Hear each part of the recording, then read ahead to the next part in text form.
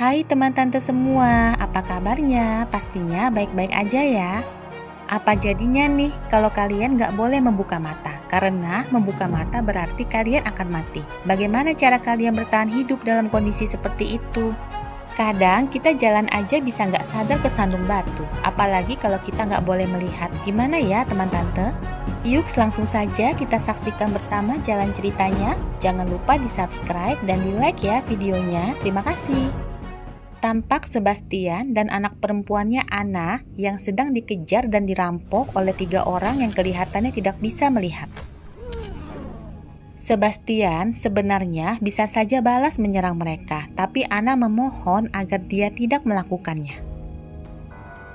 Setelahnya, mereka pun keluar menyusuri jalanan kota yang sudah luluh lantak akibat serangan makhluk yang sampai saat ini belum diketahui wujudnya seperti apa. Yang mereka tahu, mereka tidak boleh membuka mata.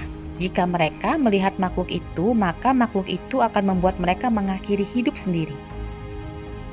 Tiba-tiba, Sebastian mendengar suara kerekan roda, yang berarti mungkin ada orang lain di sekitar tempat itu.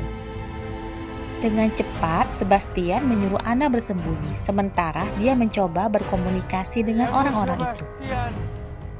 Awalnya, mereka tak mau meladeni Sebastian, tapi karena Sebastian bilang dia bisa bantu mereka untuk menemukan generator, mereka pun akhirnya bersedia untuk membawanya.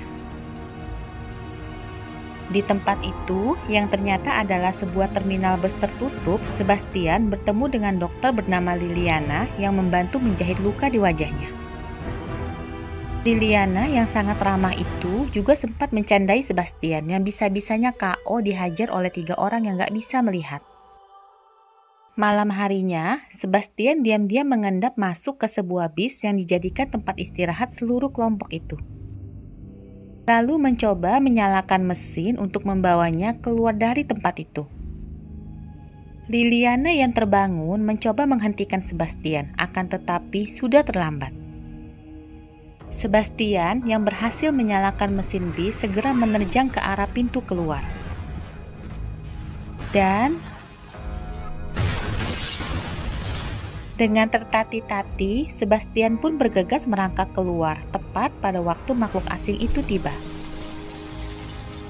Yang langsung membuat mereka semua yang melihatnya satu persatu mengakhiri hidup sambil tersenyum bahagia.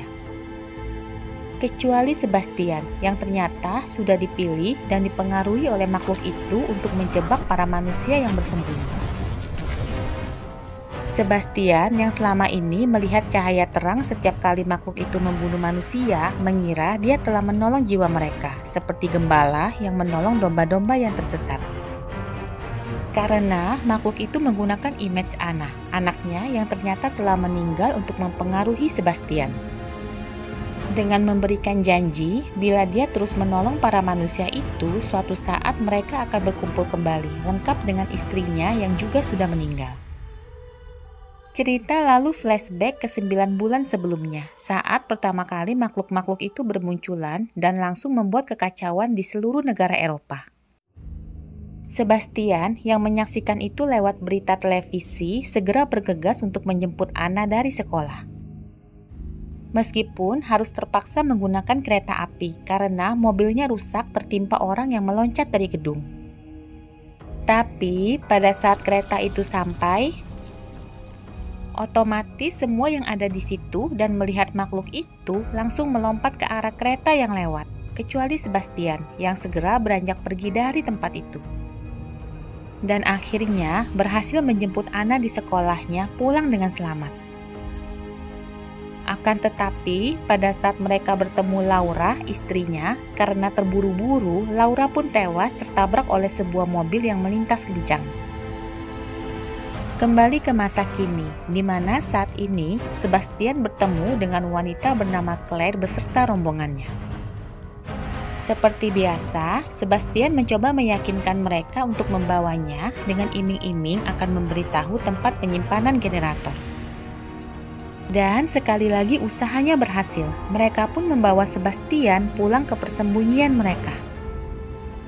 Begitu sampai, pria bernama Rafa dan Octavio yang memaksa Sebastian memberitahu lokasi generator langsung marah saat tahu kalau Sebastian berbohong. Tapi, Anna menyuruh Sebastian menggunakan Sofia untuk mengambil hati mereka. Karena kebetulan Sebastian mengerti bahasa Jerman, di mana Sofia memang turis Jerman yang sedang mengunjungi Barcelona sewaktu penyerangan oleh makhluk asing terjadi. Dan akhirnya, lewat Sebastian, mereka semua jadi tahu kalau Sofia sebenarnya berangkat ke Barcelona bersama ibunya. Mereka terpisah pada saat sedang menuju ke sebuah tempat di atas gunung yang katanya terbebas dari makhluk itu. Sofia lalu menggambar lokasi gunung itu yang dikenali oleh wanita bernama Isabel sebagai Gunung Montjuic, yang kebetulan lokasinya dekat dari tempat mereka. Mereka akhirnya berunding dan sepakat untuk mencoba pergi ke Gunung Montjuic. Lalu, setelah semuanya siap, mereka pun berangkat dengan dituntun oleh 2 ekor anjing milik Rafa yang juga ditutup matanya. Sedangkan Sebastian terus mengikuti sambil mencari waktu yang tepat untuk menjebak mereka semua. Malam harinya, saat mereka semua tertidur, Sebastian diam-diam memotong sedikit tali kekang kedua anjing milik Rafa. Mungkin dengan maksud agar kedua tali kekang itu menjadi mudah putus nantinya. Esok paginya, saat mereka melanjutkan perjalanan, Anna bertanya pada Sebastian apakah dia mendengar para makhluk itu sedang bernyanyi. Dan memang pada saat itu, kedua anjing milik Rafa menyalak keras, menandakan kehadiran para makhluk asing itu. Otomatis mereka semua mulai panik dan masing-masing dari mereka mulai mendengar halusinasi, di mana Claire mendengar adiknya yang sudah meninggal terus memanggilnya. Sofia yang terus mendengar suara ibunya, juga Rafa dan Octavio yang kebingungan karena tali kekang kedua anjing milik mereka tiba-tiba putus.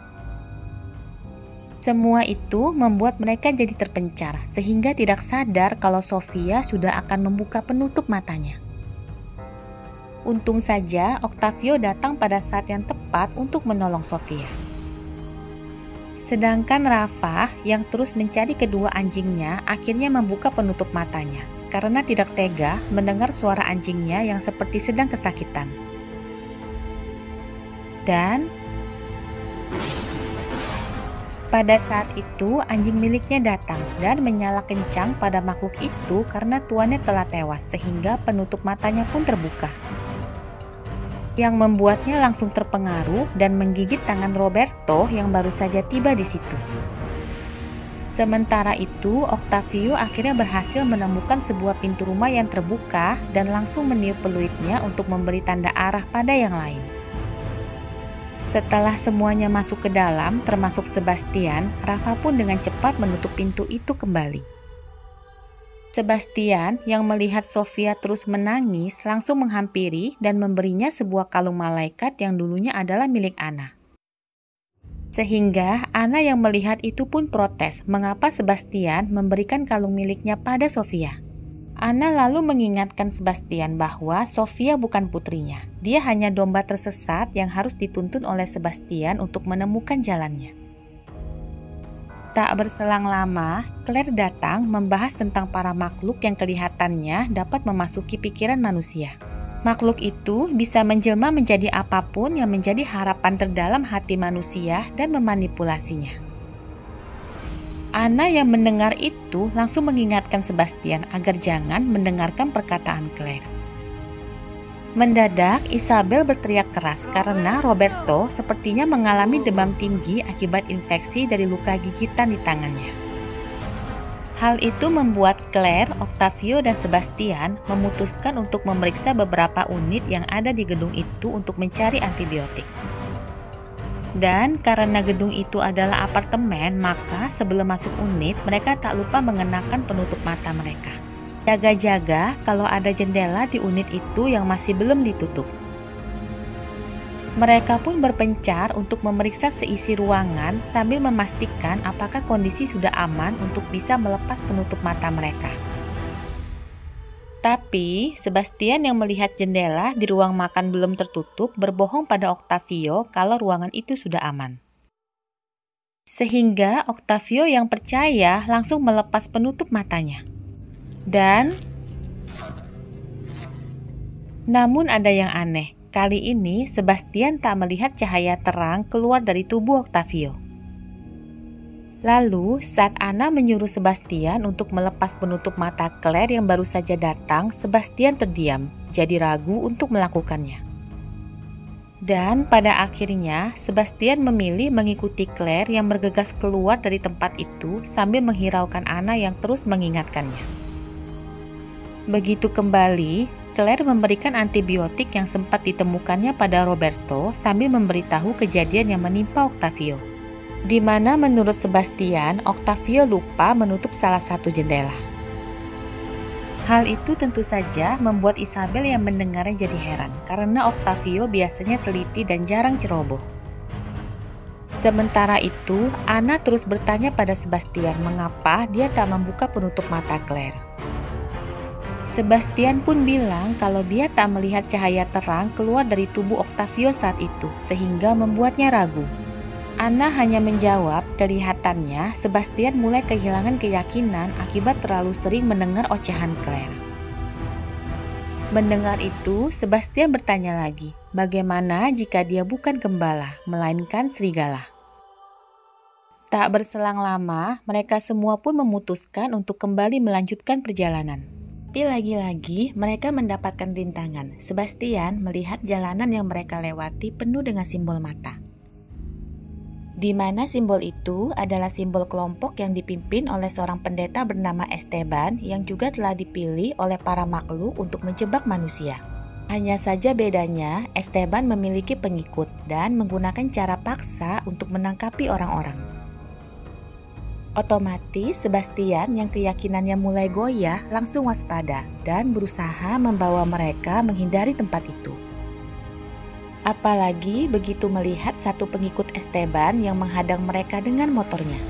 Tanpa menunggu lebih lama lagi, Sebastian pun segera menyuruh mereka semua untuk lari sambil berpegangan tangan. Tapi sayang, si pemotor itu berhasil membuat Roberto terjatuh sehingga dia dan Isabel jadi tertinggal. Sebastian dengan panik terus mencari pintu yang terbuka untuk membawa Claire dan Sofia bersembunyi. Sedangkan Claire terus berteriak pada Sebastian untuk kembali dan menolong Roberto juga Isabel. Namun Sebastian yang melihat kalau makhluk itu datang berkata kalau sudah terlambat, Roberto dan Isabel sudah tidak bisa ditolong. Begitu berhasil masuk ke salah satu rumah, Claire secara tidak sengaja melihat kalau kacamata penutup milik Sebastian ternyata tembus pandang. Otomatis Claire langsung mengamuk, menuduh Sebastian menipu mereka semua dan bergegas membawa Sofia lari menghindari Sebastian. Sebastian pun segera mengejar mereka sambil mencoba menjelaskan, namun tentu saja Claire yang ketakutan tak mau mendengarnya. Dan terus berlari hingga sampai di atap gedung itu yang tentu saja adalah jalan buntu. Mereka tidak bisa membuka penutup matanya dan tak tahu harus pergi ke arah mana. Mendadak, Sebastian lalu mendekati Sofia, membujuknya agar jangan takut dan semuanya akan baik-baik saja. Tapi Anna yang ada di sampingnya terus mencoba mempengaruhi Sebastian agar membuka penutup mata Sofia. Sebastian pun mengalami pergulatan batin dan keyakinan yang pada akhirnya dia memilih untuk tidak mendengarkan Anna. Cerita lalu flashback ke momen saat Anna masih hidup, di mana pada saat itu Esteban beserta kelompoknya menemukan persembunyian mereka dan berhasil membuat Anna membuka matanya untuk melihat makhluk itu.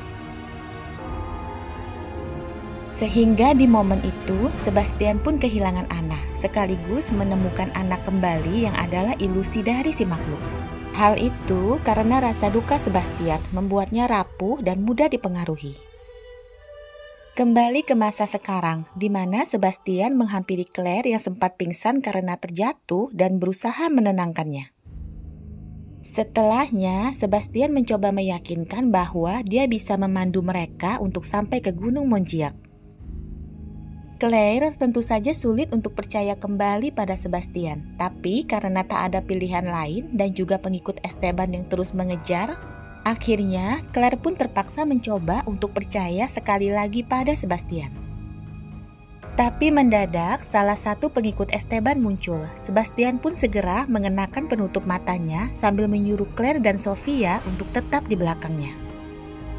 Dan saat wanita itu lengah, Sebastian langsung menyerangnya, yang membuat wanita itu sadar kalau Sebastian ternyata bisa melihat. Meskipun begitu, Sebastian akhirnya berhasil mendorong wanita itu jatuh ke bawah. Setelahnya, mereka pun langsung mencoba pergi menggunakan sebuah mobil yang kebetulan masih bisa dinyalakan. Sayangnya, posisi mobil itu terjepit dan juga pengikut Esteban yang lain terus bermunculan. Tapi Sebastian tidak menyerah, terus menekan pedal gas mobil itu sampai akhirnya mereka pun dapat lepas dari tempat itu. Sebastian lalu terus mengemudikan mobil dengan kencang ke arah Gunung Monjiak dan langsung memalangkan mobilnya di depan pintu masuk. Melihat pengikut Esteban yang mulai mendekat, Sebastian segera menyalakan koreknya ke lubang bensin mobil itu. Dan setelahnya, dia menyuruh Claire dan Sofia untuk bergegas naik ke atas menuju ke tram gantung yang mengarah ke gunung. Sementara dia akan menahan Esteban dan para pengikutnya. Tanpa buang waktu, Claire pun membawa Sofia melewati tangga menuju ke atas dengan hati-hati. Tapi karena tak bisa melihat, tentu saja mereka kesulitan dan hampir Sofia terjatuh. Untung saja Claire masih bisa menolongnya. Claire yang tahu kalau mereka tak akan berhasil sampai ke atas bila tak melihat jalannya, terpaksa membuka penutup matanya. Sementara itu, Esteban terus membujuk Sebastian agar membiarkan mereka lewat. Kembali ke Claire yang baru saja mencoba untuk menyalakan mesin tram gantung, namun tak berhasil. Tapi Claire tidak menyerah. Begitu melihat kumpulan burung yang berterbangan, sebuah ide muncul di benaknya. Dia lalu membunyikan lonceng dengan kencang, berharap para makhluk yang ada di bawah mendengarnya. Dan saat para makhluk itu naik, pusaran angin yang diakibatkan pergerakan mereka berhasil memberikan dorongan pada tram-tram gantung itu sehingga menyala. Claire lalu segera memakai kembali penutup matanya sambil mendekap Sofia, bersiap untuk meloncat ke arah tram yang bergerak mendekat. Sementara Sebastian yang masih di bawah sedang dibujuk oleh Anna untuk membiarkan Esteban lewat. Dan ternyata itu adalah Esteban. Kembali ke Claire yang sepertinya kesulitan untuk menghindari pengaruh halusinasi para makhluk itu. Dia melepas tangan Sofia yang juga sedang dipengaruhi oleh suara ibunya untuk berjalan mendekati pinggiran tram. Untung saja tepat pada saat Sofia akan terjatuh, Claire berhasil mengalahkan halusinasinya dan langsung memeluk Sofia. Tanpa menunggu lebih lama lagi, Claire melompat dengan cepat bersama Sofia ke arah tram yang membuka di depannya. Sedangkan Sebastian yang saat ini masih bertarung dengan Esteban berhasil menusukkan tongkat besinya, yang otomatis membuat Esteban terkapar. Tapi sama halnya juga dengan Sebastian yang ternyata sama-sama tertusuk oleh tongkat besi itu. Meskipun begitu, kelihatannya Sebastian tewas sambil tersenyum karena melihat tram yang bergerak di atasnya, mengetahui dia berhasil menyelamatkan Claire juga Sofia. Begitu sampai di atas gunung, Claire langsung disambut oleh sekumpulan tentara, yang lalu membawa mereka masuk ke dalam area pemukiman yang dipenuhi oleh para penyintas. Dan tak butuh waktu lama bagi Sofia untuk bertemu kembali dengan ibunya yang begitu Sofia sampai langsung melihatnya. Pertemuan itu pun sekaligus membahagiakan buat Claire yang akhirnya berhasil mempertemukan kembali Sofia dengan ibunya. Setelahnya, Claire dibawa ke ruang medis untuk diperiksa apakah dia termasuk kelompok yang mereka sebut pelihat atau yang dikenal Claire sebagai kelompok Esteban. Tapi ada yang aneh, saat mereka akan mengambil darah Claire untuk diperiksa apakah ada perubahan dalam DNA-nya, dan bilang kalau mereka sedang meneliti DNA tersebut untuk mencari obat penangkal, Claire mendadak tersadar kalau yang namanya penelitian pasti harus ada yang diuji. Kepada siapa para tentara ini mengujinya? Ternyata mereka telah menangkap satu makhluk asing itu yang entah gimana caranya berhasil dikurung. Lalu menggunakan manusia yang sudah diberikan tester obat penangkal untuk dipaparkan ke makhluk itu. Giling ya teman tante, kalau menurut tante nih ya, bisa aja mereka tuh sebenarnya diam-diam menjadikan para warga yang ada di situ sebagai objek penelitian mereka. Seperti layaknya film-film bertema seperti ini, mengorbankan beberapa orang untuk menemukan vaksin penangkal. Ya begitu deh teman tante akhir film ini, semoga aja ada kelanjutannya ya, karena sampai akhir kita kan gak diperlihatkan bentukan makhluk itu seperti apa. Baiklah, sampai di sini dulu ya. Sampai jumpa lagi di film-film berikutnya. Terima kasih.